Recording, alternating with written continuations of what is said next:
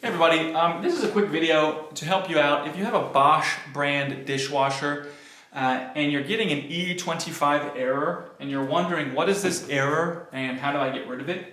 And so if you have an E25 error, you're probably also going to see water standing in the bottom of your dishwasher and your dishwasher is not going to be working.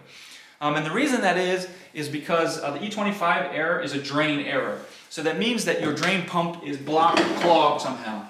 So what we need to do to get rid of this error is we need to get in there and figure out why is it blocked or clogged. And what's the number one culprit for this is just going to be like food or gunk or pieces of plastic or whatever that got down in here. So what we want to do is we can unscrew this and we can actually get in here and just open this up, get down in there and make sure that there's no food. See if you can find any food or gunk or particles or anything that would be blocking things from spinning and flowing properly.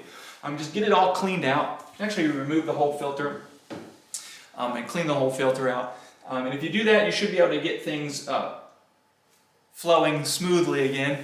Get rid of this error and get your dishwasher working again. So anyways, hope this video helped you. Thanks a lot for watching. Have a great day.